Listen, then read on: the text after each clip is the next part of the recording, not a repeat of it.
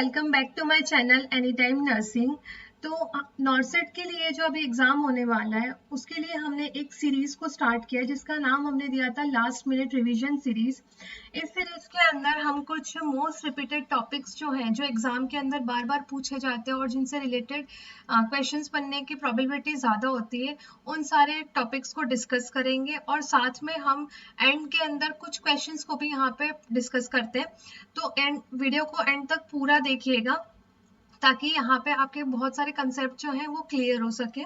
इससे related 4 videos मैं already बना चुकी हूँ, उसका लिंक मैं आपको डिस्क्रिप्शन बॉक्स में प्रोवाइड कर दूंगी, आप वहां से उसे चेक कर सकते हैं। और अगर आप मेरे चैनल पर पहली बार आए तो प्लीज मेरे चैनल को सब्सक्राइब करें। सब्सक्राइब के पास में बेल आइकन को जरूर प्रेस करें ताकि मेरे अपकमिंग वीडियोस जो है उनकी नोटिफिकेशन आपको मिलती रहे। तो चलिए अब हम वीडियो को स्टार्ट करते हैं।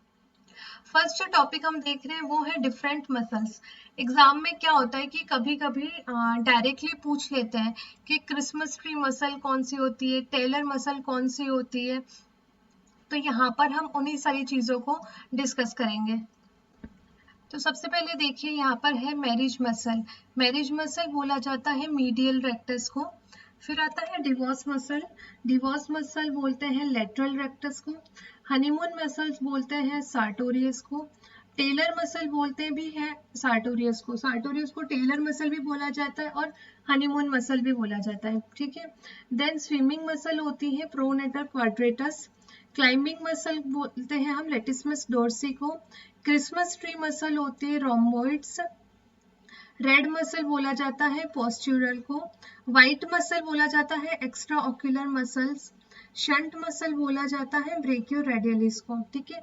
ये कुछ ऐसे निमोनिक्स टाइप नेम दे रखे हैं और एग्जाम के अंदर कभी कभी सीधा पूछ लेते हैं, ठीक है, तो इसको ध्यान रखना है। नेक्स्ट यहाँ पर जो है हम पल्स पोलियो इम्यूनाइजेशन जो प्रोग्राम है उसके बारे में कुछ चीजें डिस्कस करेंगे, ठीक है। तो पल्स पोलियो प्रोग्राम नेम से ही पता पड़ रहा है कि हम पोलियो के लिए प्रोग्राम हमने स्टार्ट करा था, ठीक है। अब इस प्रोग्राम को अंदर क्या होता है, the program is run for the 3 days, ठीक है। 3 दिन के लिए प्रोग्राम चलाया जाता है। First day booth coverage is done, ठीक है।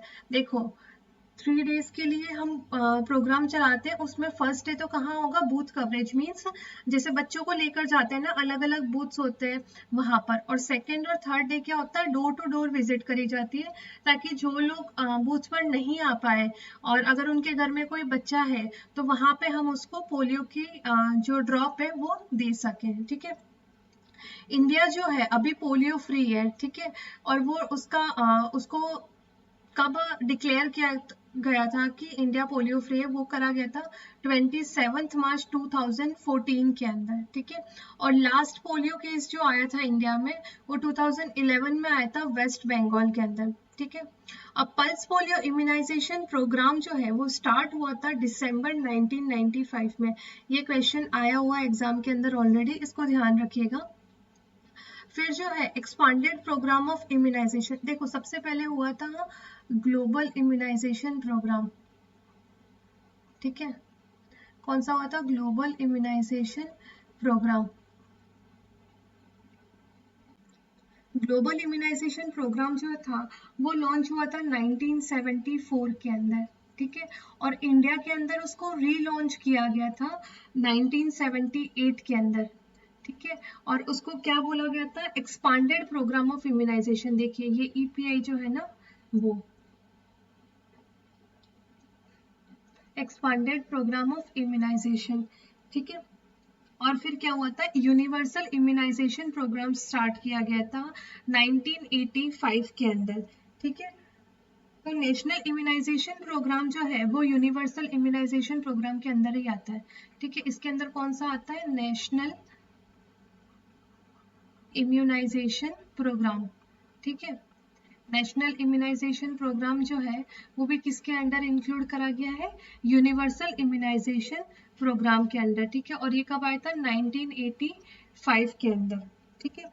अच्छा देखिए अब हम अगर हम बात करें इम्यूनोलॉजी की, हम यहाँ इम्यूनाइजेशन बात कर रहे हैं ना, तो इम्यूनोलॉजी की अगर हम बात करते हैं, इम्यूनोलॉजी तो फादर ऑफ इम्यूनोलॉजी जो है वो भी एग्जाम के अंदर कभी कभी पूछ लेते हैं, ठीक है। इम्यूनोलॉजी के फादर किसको बोला गया है, एडवर्ड जेनर, किसको बोला गया है? Edward Jenner.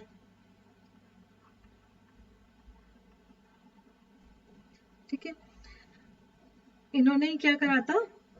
वैक्सीन को डेवलप करा था, इसीलिए इनको इम्यूनोलॉजी का फादर बोला जाता है। ठीक है, क्या बोला जाता है? Father of immunology. क्यों? क्योंकि इन्होंने क्या करा था? वैक्सीन को डिस्कवर करा था।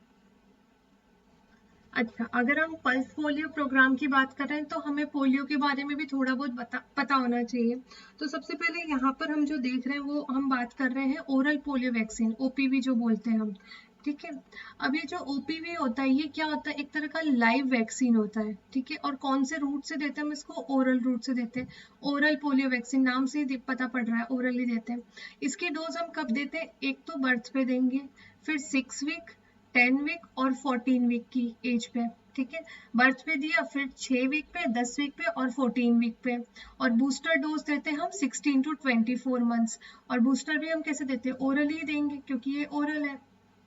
ठीक है, और ये जो ओपीवी जो है वो किसने डिस्कवर करा था? सेबिन ने डिस्कवर करा था।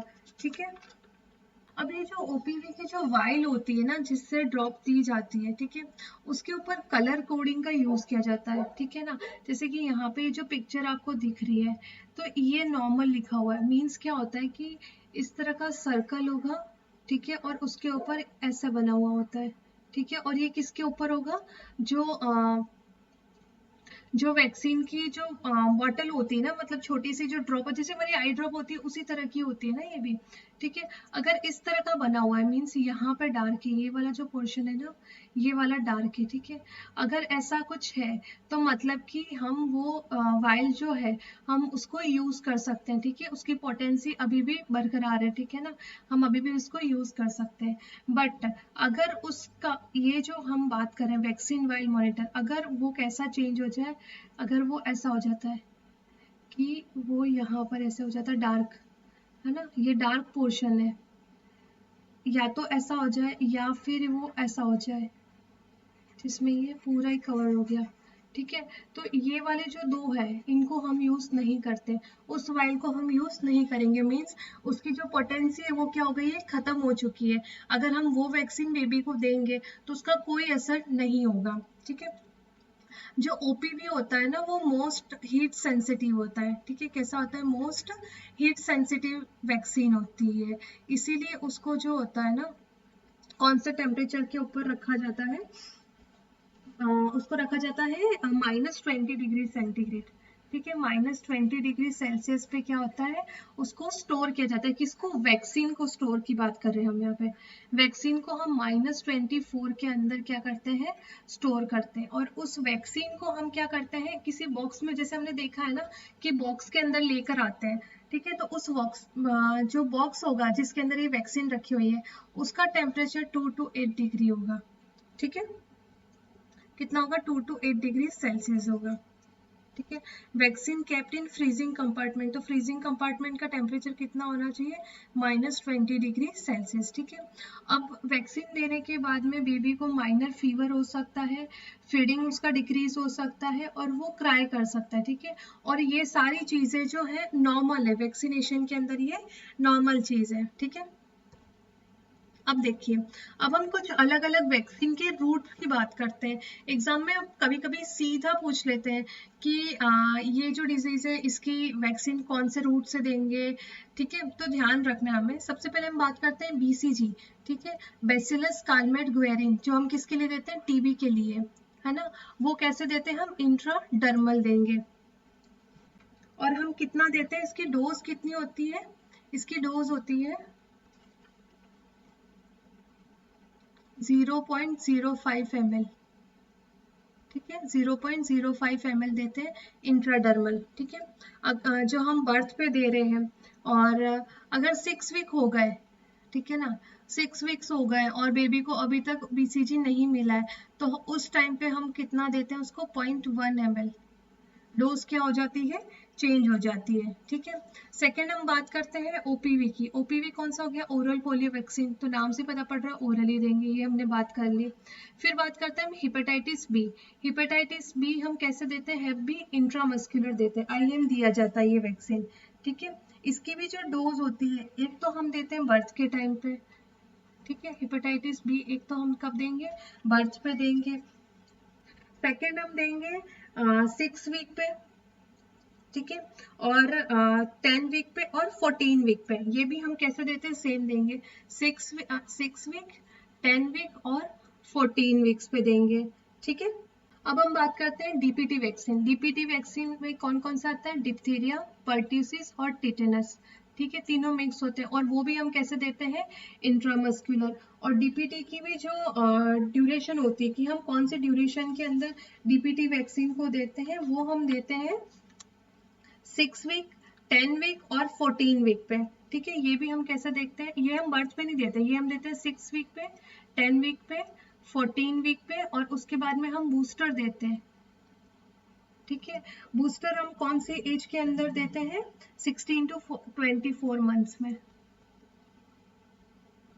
ठीक है। ये 6, 10, 14 क्या है, वीक्स है। फिर हम बात करते हैं मीजल्स की। मीजल्स हम देते हैं सबक्यूटेनियस, ठीक है। और मीजल्स जो होती है वो हम कब देते हैं, मीजल्स देते हैं हम 9 मंथ की एज पे, ठीक है। मीजल्स को कब दिया जाता है, 9 मंथ की एज के अंदर दिया जाता है, और इसकी डोज भी कितनी होती है, 0.5 ml, ठीक है। कितना होता है, 0.5 ml। देन बात करते हैं हम टाइफाइड वैक्सीन की, वो देते हैं हम सबक्यूटेनियस। देन आता है कॉलेरा, कॉलेरा भी हम देते हैं सबक्यूटेनियस। और इन्फ्लुएंजा जो होती है वैक्सीन, वो भी हम देते हैं इंट्रामस्कुलर, इंट्राडर्मल या इंट्रानेजल, हम किसी भी तरह से दे सकते हैं इन्फ्लुएंजा की वैक्सीन, ठीक है। अब देखिए, अब हम ना मैनेजमेंट एडमिनिस्ट्रेशन जो है उससे रिलेटेड कुछ छोटा सा टॉपिक है, बहुत छोटा सा टॉपिक है, उसको डिस्कस करेंगे। बहुत बार होता है कि सीधा सीधा एग्जाम के अंदर पूछ लिया है ना, एम्स रायपुर के अंदर ये चीजें आई हुई है, इसलिए ये हम इसको इम्पोर्टेंट मान के चलेंगे, ठीक है। सबसे पहला है टॉर्ट, ठीक है। टॉर्ट जो होता है, ये क्या होता है, illegality committed by one person against the property और पर्सन ऑफ अनदर। एक पर्सन दूसरे के लिए कुछ इलीगल चीज कर रहा है, ठीक है। अब उसको हम बोलते हैं टॉर्ट। अब दो तरह के टॉर्ट होते हैं, एक होता है इंटेंशनल टॉर्ट, एक होता है अनइंटेंशनल। इंटेंशनल तो मतलब हमारा इंटेंशन ही है उसको हार्म करने का, ठीक है, मीन्स हम चाहते हैं कि अगले का हार्म हो, जैसे कि फॉल्स इम्प्रिजनमेंट, मतलब झूठा केस अगर हम किसी के लिए बनवा देते हैं ना, तो वो आता है इंटेंशनल टॉर्ट के अंदर, ठीक है। और सेकंड आता है अनइंटेंशनल टॉर्ट, कि हम चाहते नहीं है सामने वालों को कोई नुकसान हो, बट फिर भी वो हो जाता है, ठीक है। जैसे कि हो गया नेग्लिजेंस, हम किसी चीज को क्या कर रहे हैं, नेग्लेक्ट कर रहे हैं। जैसे कि अगर हम हॉस्पिटल सेटअप की बात करते हैं, तो पेशेंट हमारे सामने क्या हो रहा है कि वो बोल रहा है कि ये मेडिसिन जब से मैंने ली है तब से मुझे थोड़ा अनईजी सा लग रहा है, बट फिर भी हम बोलते हैं कि चलो कोई बात नहीं, नॉर्मल है नॉर्मल है, तो वो क्या हो गया, नेग्लिजेंस हो गया, ठीक है। सेकंड आता है ब्रीच ऑफ ड्यूटी, कि आप जो काम कर रहे हो वो क्या है, गलत है, आपको पता नहीं है वो गलत है, बट वो गलत है, ठीक है, वो भी अनइंटेंशनल टॉर्ट के अंदर आएगा। और फिर आता है माल प्रैक्टिस, ठीक है। माल प्रैक्टिस कैसे हो सकता है, जैसे कि कोई ड्रग है, उसकी डोज अगर हमें देनी है 50 माइक्रोग्राम पर आवर, ठीक है, हमें देनी 50 माइक्रोग्राम पर आवर, पर क्या हो रहा है कि हम उसको दे रहे हैं 100 माइक्रोग्राम पर आवर, है ना। हमने क्या करा, अपने आप हमसे ही क्या करा, अपने मन से उसकी डोज बढ़ा दी और पेशेंट को हम वही दे रहे, तो वो क्या आ गया, माल प्रैक्टिस के अंदर आ गया, ठीक है। फिर सेकंड आता है असॉल्ट। असॉल्ट क्या होता है, threat to do bodily harm, किसी की बॉडी को हम हार्म करते, जैसे कि डोमेस्टिक वायलेंस वगैरह जो होता है ना, ये सारे असॉल्ट के अंदर आते हैं, ठीक है। जिसमें मारपीट वगैरह ये सारी चीज जो होती है, वो किस में आता है, असॉल्ट के अंदर। फिर एक होता है बैटरी, ठीक है। बैटरी क्या होता है, touching in an offensive manner, किसी को बहुत गंदे तरीके से टच करना, वो किसके अंदर आता है, बैटरी होता है, ठीक है। अब देखिए, मैनेजमेंट के अंदर क्या होता है कि इतने कोई ज्यादा क्वेश्चन नहीं बनते हैं आपको, या तो मैनेजमेंट के जो भी पर्सन है जिन्होंने जो जो थ्योरी दी है उससे रिलेटेड आपको पूछ सकते हैं कि किसने कौन सी थ्योरी दी है, ठीक है, किसने कौन सा एक्सपेरिमेंट किया था, ये सारी चीजें ही आती है इसमें, कुछ ऐसा इतना कोई बड़ा ऐसा कोई टॉपिक नहीं है इसमें। तो देखिए, साइंटिफिक मैनेजमेंट थ्योरी, ठीक है, वो किसने दी थी, फ्रेडरिक टेलर ने। और फ्रेडरिक टेलर को ही फादर ऑफ साइंटिफिक मैनेजमेंट बोला जाता है, ठीक है। फ्रेडरिक टेलर को क्या बोला जाता है? Father of scientific management. Second है इसी में थ्योरी एक्स और थ्योरी वाई, ये थ्योरी किसने दी थी? डगलस मैकग्रेगर ने, ठीक है। फिर आई थी टू फैक्टर थ्योरी, वो दी थी फ्रेडरिक हर्ट्जबर्ग ने, ठीक है। फिर एक था हॉथरॉन एक्सपेरिमेंट, वो किसने दिया था? एल्टन मायो ने, ठीक है। बस यही सारी चीजें, इनको थोड़ा सा याद रख लीजिए, नाम याद रखने इसमें, और कुछ इतना ज्यादा इसमें आता नहीं है, ठीक है। अगर देखिए हम कम्युनिकेशन की बात करें, ये क्वेश्चन भी आया हुआ है, ठीक है, इसलिए इसको स्टार करा है। क्वेश्चन आया हुआ है कि वन वे कम्युनिकेशन जो होता है उसको उसके लिए कौन सा मेथड होता है? डायडेटिक मेथड, ठीक है। और टू वे कम्युनिकेशन के लिए कौन सा होता है? सोक्रेटिक मेथड होता है, ठीक है। ये भी सीधा सीधा क्वेश्चन आया हुआ है, इसीलिए इसको हमने इसमें इंक्लूड करा है, ठीक है। मैनेजमेंट की बात करें, ठीक है, हमने किसकी बात करी? मैनेजमेंट की। अब हम कुछ थोड़ा सा एडमिनिस्ट्रेशन से रिलेटेड देख लेते हैं। एडमिनिस्ट्रेशन, ठीक है। एडमिनिस्ट्रेशन से रिलेटेड ऐसा इतना कोई बड़ा टॉपिक नहीं है जिसमें कुछ आए, कुछ तरह के एनालिसिस होते हैं, हमें उनको ध्यान रखना है। जैसे कि एक होता है एबीसी एनालिसिस, ठीक है, एबीसी एनालिसिस। अब एबीसी के अंदर ए क्या होते हैं? देखो, ए बी और सी। ए होते हैं इंपॉर्टेंट आइटम, ठीक है। बी होता है important but not critical, important but not critical, ठीक है। और सी होता है low level control, low level control,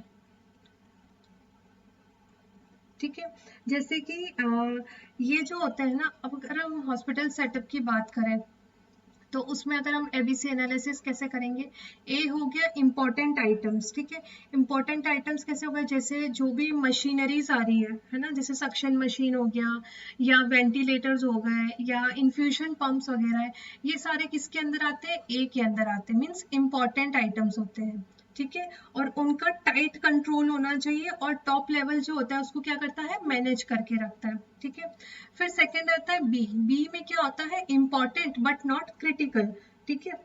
मतलब इंपॉर्टेंट तो है बट इतना ज्यादा क्रिटिकल नहीं है, जैसे कि बेड्स वगैरह हो गए, या कुछ ड्रग्स वगैरह हो गई, तो ये क्या होते हैं? इंपॉर्टेंट तो है बट क्रिटिकल नहीं है।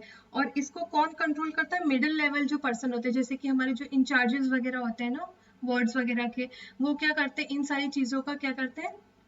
मैनेजमेंट करते हैं। और सी आता है low level control. Low level control जो होता है जिसके अंदर ऐसी चीजें जो होती तो है बट उसमें इतना ज्यादा कंट्रोल की जरूरत नहीं पड़ती, जैसे कि जो इक्विपमेंट्स, छोटे छोटे जो आइटम्स आते हैं ना, जैसे कि बैंडेजेस हो गए, बिटाडीन वगैरह हो गया, ये सारी चीजें जो होती है ये लो लेवल कंट्रोल के अंदर आते हैं, ठीक है।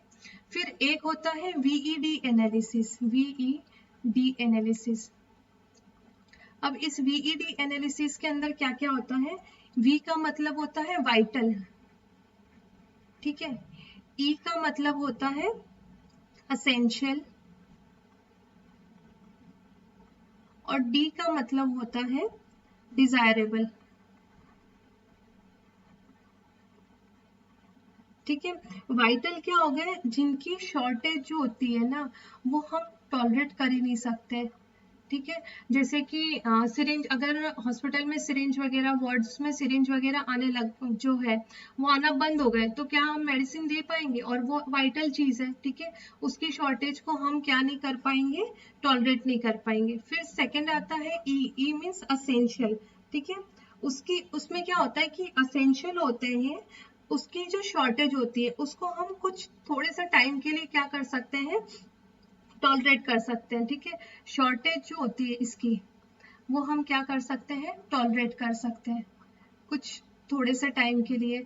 जैसे कि कोई स्पेसिफिक मेडिसिन है, ठीक है, स्पेसिफिक मेडिसिन जो है वो नहीं आ रही है, ठीक है, ऐसा हो गया कि 2 दिन बाद आएगी, तो ठीक है हम 2 दिन बाद दे देंगे, ठीक है। ऐसे नहीं कि कोई बहुत ज्यादा लाइफ सेविंग है, जैसे लाइफ सेविंग जो होती है ड्रग्स उनको तो हम वाइटल के अंदर ही लेंगे, ठीक है। बट कुछ छोटी छोटी चीजें होती है ना, जैसे कि कोई गैस की टैबलेट्स हो गई, जैसे कि पीसीएम हो गया, ये सारे एसेंशियल्स में आ जाएंगे। ये कुछ स्पेसिफिक नहीं है कि मैं जो बोल रही हूँ वही है, बट मैं आपको थोड़ा बहुत समझा रही हूँ कि इसका मीनिंग क्या होता है, ठीक है। फिर लास्ट में है डिजायरेबल। अब डिजायरेबल कैसे होते हैं कि जिनकी शॉर्टेज जो है वो इतना ज्यादा अफेक्ट नहीं करेगी, है ना। देन एक और चीज आती है, एक होता है स्वॉट, ठीक है। अब ये स्वॉट क्या होता है, ये होता है स्ट्रेंथ, वीकनेस, डब्ल्यू से क्या हो गया वीकनेस, फिर ओ से होगा अपॉर्चुनिटी,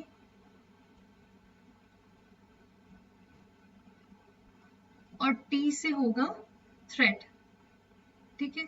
स्वॉट एनालिसिस होता है एक, बस उसको ध्यान रखिए, स्वॉट का मीनिंग क्या होता है, बस इतना ही है, इसमें और कुछ ज्यादा ध्यान रखने जैसी चीज नहीं है, इसी में आपका मैनेजमेंट एडमिनिस्ट्रेशन थोड़ा कवर हो जाता है। नेक्स्ट देखते हैं हम कुछ डिफरेंट टाइप ऑफ स्टूल्स, ठीक है। हम बहुत बार देखते हैं ना कि बहुत सारे डिजीजेस होते हैं, उनके कुछ स्पेसिफिक कैरेक्टरिस्टिक्स होती है, तो यहाँ पे हम उसी को देख रहे हैं। टाइफाइड के अंदर कैसा स्टूल होगा, पी सूप स्टूल, मटर का जो सूप होता है ना उस तरह का होगा, ठीक है।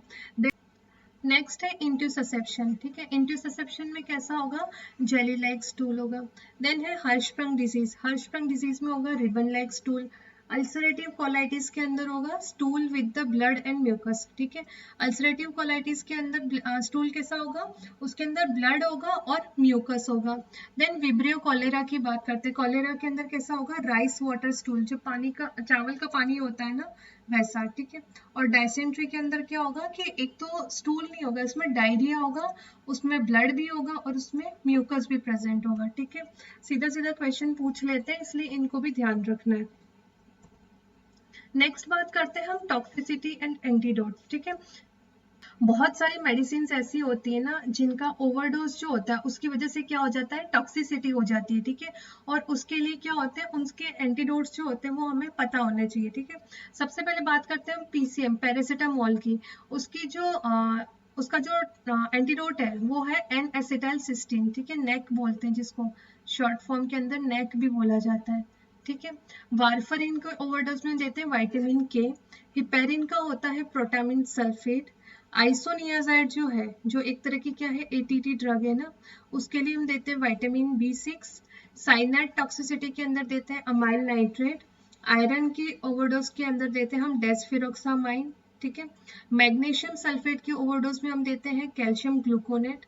डिजॉक्सिन जो होता है उसकी ओवरडोज के लिए देते हैं हम डिजीबाइंड या डिजॉक्सिन FAB बोलते हैं उसको, फ्रैक्सीनेटेड एंटीबॉडी ऐसा करके कुछ है, ये वो मुझे इतना क्लियर नहीं है। नेक्स्ट है ऑर्गेनोफॉस्फोरस पॉइजनिंग के अंदर हम देते हैं एट्रोपिन, ठीक है। आयोडीन की ओवरडोज में देते हैं हम sodium thiosulphate. Next beta blocker toxicity के लिए हम देते हैं कैल्शियम ग्लूकोनेट। एट्रोपिन की ओवरडोज या टॉक्सिसिटी के अंदर देते हैं हम फाइसोस्टिगमाइन। लेड पॉइजनिंग में देते हैं हम कैल्शियम डाइसोडियम एडिटेड। और लिथियम की टॉक्सिसिटी के अंदर क्या होता है कि लिथियम टॉक्सिसिटी के लिए कोई एंटीडोट है ही नहीं, ठीक है। बट जब लिथियम की टॉक्सिसिटी होगी तो उस टाइम पे क्या होगा, हाइपोनेट्रीमिया, मीन्स जो सोडियम का लेवल है, ठीक है, वो क्या हो जाएगा, डिक्रीज हो जाएगा। इसीलिए पेशेंट को क्या एडवाइस किया जाता है, सोडियम रिच डाइट लेने के लिए एडवाइस किया जाता है, ठीक है। क्या बोला जाता है, सोडियम रिच डाइट लेने के लिए एडवाइस किया जाता है, ठीक है। अच्छा ठीक है, लिथियम की थोड़ी सी बात कर लेते हैं यहाँ पे। लिथियम जो होता है ड्रग ऑफ चॉइस होता है किसके अंदर, मेनिया के अंदर, ठीक है। तो यहाँ पे हमारा रिवीजन जो है वो कंप्लीट होता है। अब हम कुछ क्वेश्चंस को डिस्कस करना स्टार्ट करते हैं। फर्स्ट क्वेश्चन है, a mother of 4-year child asked the nurse whether the control of urine और stool come first, which of the following response is appropriate. एक मदर नर्स को क्या पूछ रही है कि उसका एक 4 साल का बच्चा है, ठीक है, वो उसे पूछ रही है कि यूरिन का कंट्रोल पहले आता है या स्टूल का कंट्रोल पहले आता है, ठीक है। तो इसमें से कौन सा रेस्पॉन्स जो है वो अप्रोप्रिएट है, कौन सा सही है? ऑप्शन दे रखा है control of urine at the night occurs first, ठीक है, control of stool during the day occur first, control of stool at the night occur first और control of urine during the day occurs first, ठीक है। तो पहली बात कि stool का जो कंट्रोल है वो पहले होता है यूरिन से, ठीक है, स्टूल जो होता है कंट्रोल जो होता है वो फर्स्ट होता है। तो देखिए अगर हम स्टूल की बात करें, यहाँ पे ये पूछ रहा है कि कौन सा कंट्रोल पहले हो रहा है, यूरिन का या स्टूल का, तो हमें क्या पता है कि स्टूल का फर्स्ट हो रहा है। तो देखो यूरिन वाले तो दोनों कैंसिल ही हो गए, ए और बी, ठीक है। अब इसमें और क्या बचा है, control of stool during the day occurs first और control of stool at the night occurs first, ठीक है। तो यहाँ पे जो स्टूल का कंट्रोल है ना वो सबसे पहले किसके अंदर होता है, नाइट में होता है, ठीक है, सबसे पहले नाइट में कंट्रोल होता है, उसके बाद में डे में कंट्रोल होता है, ठीक है। और उसी तरह अगर हम, तो यहाँ पे अगर हम आंसर देखें कि control of the stool occur first at the night, तो देखिए यहाँ पे कौन सा ऑप्शन है, C, control of the stool at the night occurs first, ठीक है। अगर हम यूरिन की बात करते हैं, है ना, कि यूरिन जो होता है उसमें फर्स्ट किसका कंट्रोल होता है, डे में होता है या नाइट में होता है, तो यूरिन जो होता है फर्स्ट किस में कंट्रोल होता है, डे में होता है और देन नाइट में कंट्रोल आता है, ठीक है। 5 इयर्स तक जो होता है यूरिन और स्टूल दोनों का कंट्रोल जो होता है बेबी में और चिल्ड्रन में डेवलप हो जाता है, ठीक है। अगर आफ्टर 5 इयर्स भी क्या हो रहा है कि कंट्रोल नहीं हो रहा है, क्या, यूरिन, आफ्टर 5 इयर्स अगर यूरिन कंट्रोल नहीं होता है तो उस कंडीशन को हम बोलते हैं एन्यूरेसिस, एन्यूरेसिस, ठीक है। और अगर स्टूल कंट्रोल नहीं हो रहा है तो उसको बोलते हैं एनकोपेरेसिस, एनकोपेरेसिस, ठीक है। एन्यूरेसिस के लिए एक ड्रग दी जाती है, उसका नाम है इमिप्रामिन,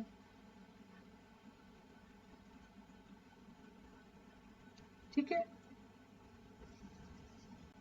और ये जो है इमिप्रामिन ड्रग ऑफ चॉइस किसके लिए होती है, एन्यूरेसिस के लिए। ये क्वेश्चन आया हुआ है एग्जाम के अंदर, ठीक है, तो इसको ध्यान रखिएगा। Next question. A client with acute viral hepatitis has serum bilirubin of 3.6 mg per dl on the admission. A nurse should expect the client to report. देखो एक क्लाइंट है, मीन्स एक पेशेंट है, एडमिशन के टाइम पे, hospital में admission के time पे उसका बिलिरुबिन का लेवल कितना है, 3.6 mg पर dl, ठीक है।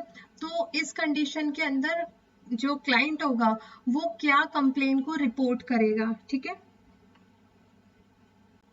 तो देखिए अगर हम बिलिरुबिन के लेवल की बात करें तो हमें इसके नॉर्मल लेवल हमें पता होना चाहिए। नॉर्मल कितना होता है, 0 to 0.9 mg पर dl जो होता है वो नॉर्मल बिलिरुबिन लेवल होता है, ठीक है। नॉर्मल बिलिरुबिन कितना हो गया, 0 to 0.9 mg पर dl और यहाँ पे कितना है, 3.6 mg पर dl, मीन्स उसका बिलिरुबिन क्या है, इंक्रीज्ड है, ठीक है। जब क्या होगा कि बिलिरुबिन का लेवल बॉडी के अंदर इंक्रीज हो जाएगा तो वो क्या होता है कि यूरिन के थ्रू क्या हो जाता है, अगर इंक्रीज हो गया है बिलिरुबिन तो वो क्या होगा, थ्रू द यूरिन क्या होता है, यूरिन के थ्रू एक्सक्रीट होता है, ठीक है। और जब एक्सक्रीशन होगा तो यूरिन का कलर कैसा हो जाएगा, डीप ऑरेंज और फॉमी, कैसा हो जाएगा, deep orange and foamy, form type में हो जाएगा, ठीक है। तो देखिए यहाँ पे क्या ऑप्शन दे रखे हैं, dark orange urine, dark coloured bowel movements, high fever for several days and red irritated eyes. तो हमने क्या देखा कि जब बिलिरुबिन बढ़ गया तो वो यूरिन के थ्रू एक्सक्रीट होगा और कलर कैसा हो जाएगा, डीप ऑरेंज। तो यहाँ पे करेक्ट ऑप्शन कौन सा होगा, डार्क ऑरेंज यूरिन, ठीक है। Next question.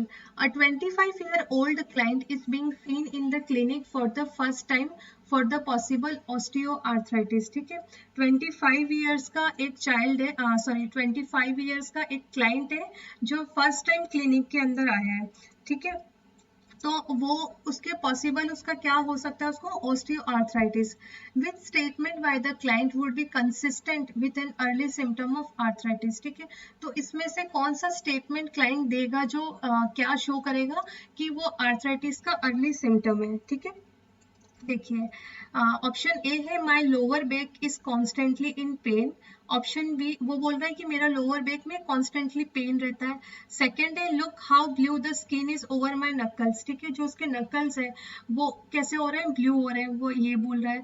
थर्ड है when I get up in the morning I feel stiff. वो बोल रहा है कि जब मैं मॉर्निंग में सुबह सुबह उठता हूँ तो मुझे मेरी बॉडी कैसी स्टिफ मतलब थोड़ी हैवी सी फील होती है। ठीक है, अकड़ी हुई जो बोल सकते हैं ना वैसे। ठीक है, और फोर्थ है I am concern that my fingers are deformed. तो वो फोर्थ में क्या बोल रहा है कि मुझे ऐसी थोड़ी सी ऐसा हो रहा है कि मेरे जो फिंगर्स है वो कैसी हो रही है, डिफॉर्म्ड हो रही है, मीन्स उन अलग अलग सी लग रही है मुझे। ठीक है, यहाँ पे हम बात कर रहे हैं अर्ली सिम्टम की बात कर रहे हैं। ठीक है, तो जो मॉर्निंग स्टीफनेस जो होती है ना, क्या होता है मॉर्निंग स्टीफनेस, मॉर्निंग स्टीफनेस वो यूजुअली कितने टाइम के लिए होती है, लेस देन 30 मिनट्स। ठीक है, कितनी होती है, लेस देन 30 मिनट्स के लिए होती है। ठीक है, और जैसे जैसे मूवमेंट होगा, मीन्स क्या होगा, जैसे ही मूवमेंट होगा वो क्या हो जाएगा, डिक्रीज हो जाएगा। ठीक है, ये क्या हो जाएगा, डिक्रीज हो जाएगा। तो क्या हो रहा है, रात भर से वो सोया हुआ है, मॉर्निंग में जैसे ही उठेगा, ठीक है, तो लेस देन 30 मिनट्स के लिए क्या हो जाएगा, उसकी बॉडी स्टिफ रहेगी, और जैसे जैसे वो अपने रूटीन वर्क करेगा वो क्या हो जाएगा, डिक्रीज हो जाएगा। और ये एक अर्ली सिम्टम है किसका, आर्थराइटिस का। तो यहाँ पे हमारा करेक्ट ऑप्शन क्या होगा, when I get up in the morning I feel stiff. ठीक है,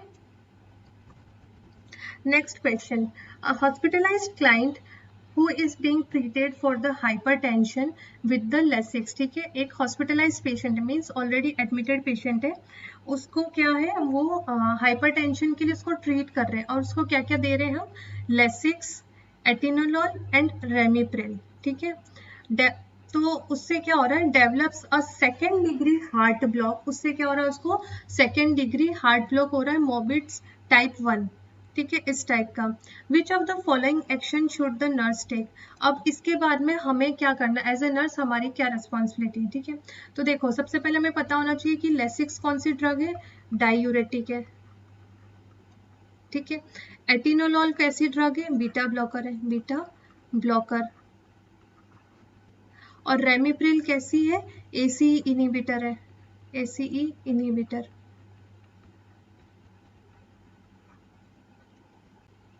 तो देखिए यहाँ पे हमें क्या क्या ऑप्शन दे रखे, सेटअप एंड आर्टीरियल लाइन, एक आर्टीरियल लाइन डालेंगे, पेशेंट को कार्डियोवर्जन के लिए प्रिपेयर करेंगे, उस जो एटिनोलॉल वो ले रहा है बीटा ब्लॉकर उसको विदहोल्ड करेंगे, या फिर हम 250 ml उसको फ्लूइड बॉलस एडमिनिस्टर करेंगे। ठीक है, तो यहाँ पे हमें ध्यान होना चाहिए कि अगर क्लाइंट कैसा है, एसिम्टोमेटिक है,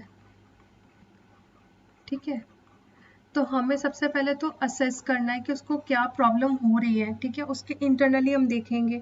ठीक है, तो अगर एसिम्टोमेटिक है तो हम कॉज को असेस करेंगे कि किस कॉज की वजह से हो रहा है। ठीक है, तो ऐसे ड्रग्स जो क्या होती है, एवी नोड को ब्लॉक करती है। ठीक है, एवी नोड्स को ब्लॉक करती है, उनको क्या करना है, हमें अवॉइड करना है। ऐसी ड्रग्स जो एवी नोड्स को ब्लॉक करती हैं। अब एवी नोड जो होता है ना, ये किसके लिए होता है, कंडक्शन इम्पल्सेस के लिए होता है। ठीक है, तो कौन कौन सी ड्रग्स होती है जो एवी नोड को ब्लॉक करती है, देखो एक तो होती है, इसमें आती है बीटा ब्लॉकर्स। ठीक है, कौन सी आती है, बीटा ब्लॉकर्स। फिर आती है कैल्शियम चैनल ब्लॉकर, सीसीबी जिसको बोलते हैं हम। ठीक है, डिजॉक्सिन जो है वो भी एवी नोड को ब्लॉक करती है। ठीक है, उसके बाद में अमियोडारोन जो है, अमियोडारोन ये भी क्या करती है, एवी नोड को ब्लॉक करती हैं। ठीक है, तो ऐसे ड्रग्स को हमें क्या करना है, अवॉइड करना है, जो एवी नोड को क्या कर रही हैं, ब्लॉक कर रही हैं। तो यहाँ पे हमारा आंसर क्या होगा, देखो इसमें कौन सी आ रही है, बीटा ब्लॉकर। ठीक है, तो देखो बीटा ब्लॉकर हमने कौन सी देखी, एटिनोलॉल। तो करेक्ट आंसर कौन सा होगा, विदहोल्ड द एटिनोलॉल। ठीक है, और अगर क्लाइंट्स को क्या है, सिम्टम्स है, तो हमने एसिम्टोमेटिक की बात करी। ठीक है, कि एसिम्टोमेटिक है बट हमें पता पड़ गया कि उसको 2nd डिग्री हार्ट ब्लॉक हुआ है, तो हम क्या करेंगे, उसका बीटा ब्लॉकर जो है उसको विदहोल्ड कर देंगे। बट अगर पेशेंट कैसा है, सिम्टोमेटिक है, ठीक है, सिम्टोमेटिक उसको हार्ट ब्लॉक के लिए है, तो हम उसको कैसे ट्रीट करेंगे, एट्रोपिन से ट्रीट करेंगे। ठीक है, एट्रोपिन से ट्रीट करेंगे, या फिर हम उनको क्या देंगे, ट्रांसक्यूटेनियस जो होते हैं ना, ट्रांसक्यूटेनियस पैचेस आते हैं, एट्रोपिन पैचेस वगैरह जो होते हैं ना, उनका यूज करेंगे। ठीक है, इनके अंदर हार्ट ब्लॉक के अंदर आर्टीरियल लाइन या कार्डियोवर्जन या फ्लूइड इसका कोई इंडिकेशन है ही नहीं। ठीक है, तो बस हमें ये ध्यान रखना है कि हमें क्या करना है, बीटा ब्लॉकर को होल्ड करके रखना है, विद होल्ड करना है। तो हमारा आज का वीडियो यहीं पर एंड होता है। अगर आपको ये वीडियो पसंद आए तो प्लीज़ इसको लाइक करें, अपने फ्रेंड्स के साथ में शेयर करें, और अगर मेरे चैनल को आपने अभी तक सब्सक्राइब नहीं करा है तो प्लीज़ मेरे चैनल को सब्सक्राइब करें, ताकि मेरे अपकमिंग जो वीडियोज़ हैं वो आपको जल्दी से पता चल जाए। Thank you.